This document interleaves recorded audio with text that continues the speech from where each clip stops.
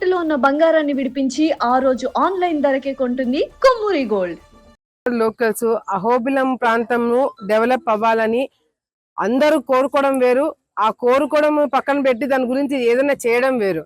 అహోబిలం అభివృద్ధి చెందాలి అంటే ఫస్ట్ ఈ అహోబిలం ప్రాంతంలో ఎటువంటి వ్యక్తులు పనిచేస్తున్నారు, అహోబిలం గుడిలో మనం ఏదైనా రాజకీయంలో మేము ఉన్న వాళ్ళం తప్పు చేయొచ్చు, కానీ గుడి దగ్గర ఉండే పనిచేసే పూజారులు కానీ మఠం వాళ్ళు కానీ వాళ్ళ తరపు నుంచి ఒక చిన్న పొరపాటు కూడా జరగకూడదు.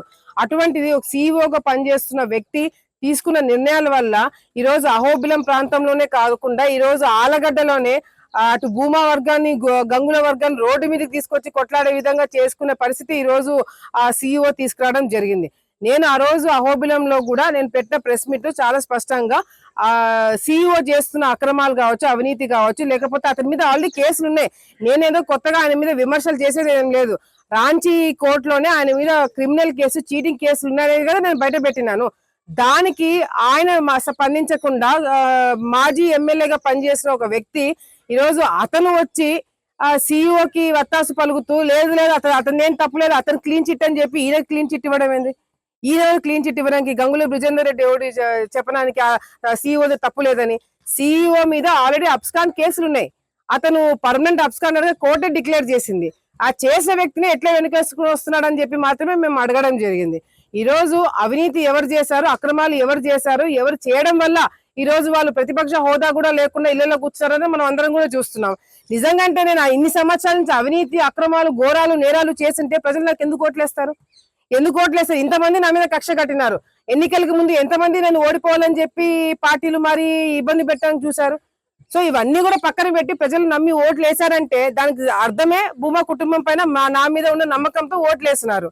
నిజంగా అంటే అవినీతి కార్యక్రమాలు నేను చేసింటే వచ్చే ఎన్నికల్లో నాకు డిపాజిట్లు కూడా రావు. అవి కావాలంటే అప్పుడు చూసుకుందాం. ప్రజలే నిర్ణయిస్తారు. మీరు గెలుస్తారా, మేము గెలుస్తారా, మళ్ళీ ప్రజలే నిర్ణయిస్తారు.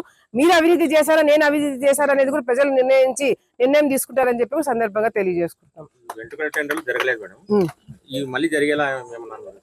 నేను నిన్న ఆల్రెడీ నేను డిపార్ట్మెంట్ వాళ్ళతోటి, అదే విధంగా సిఇఓ కొత్తగా ఎవరైతే సిఇఓ వచ్చారో ఆయన కూడా కొన్ని రోజులు ఎక్కువ రోజులు పెట్టాడు. ఆయన కూడా తీసేస్తారు చూడు. కొన్ని రోజులు ఎవరైతే కరెక్ట్ గా పనిచేస్తున్నారో 10 రోజులు కూడా పనిచేయరు మన ఆలగడ్డలో వైసీపీ వాళ్ళు. సో వాళ్ళకు కూడా ఒకటే చెప్పిన, మీరు ఫ్రెష్ గా టెండర్లు పిలిచండి. వాళ్ళు ఆ వర్గం ఈ వర్గం మేము అందరం పార్టిసిపేట్ చేస్తాం, ఎవరైనా పార్టిసిపేట్ చేయొచ్చు. దాంట్లో ఎవరికి వస్తే న్యాయంగా వాళ్ళకి ఇవ్వమని ఆన్ ద స్పాట్ డబ్బులు కట్టి, గుడికి డబ్బులు కట్టి ఆ టెండర్లు తీసుకుంటామని చెప్పి నేను గతంలో కూడా చెప్పిన. ఎస్పీ దగ్గర పంచాయతీ జరిగినప్పుడు కూడా అదే మాట చెప్పిన. కానీ ఎవరు విన్నారు? ఆ రోజు నా మాట ఎవరు వినలేదు. వినకుండా సిఇఓగా పనిచేస్తున్న పార్థసారథిని మాటలిని ఈ రోజు ఇంత దూరం తీసుకొచ్చినారు. మళ్ళీ ట్రాన్స్పరెంట్ గా టెండర్లు పిలిచి ఎవరికైతే న్యాయపరంగా వస్తుందో వాళ్ళు టెండర్లు పాడుకొని ఆన్ ద స్పాట్ డబ్బులు కట్టే వాళ్ళకి దేనికైనా మేము ఎంకరేజ్ చేయడానికి, మేము సపోర్ట్ చేయడానికి మేము సిద్ధంగా ఉన్నాం.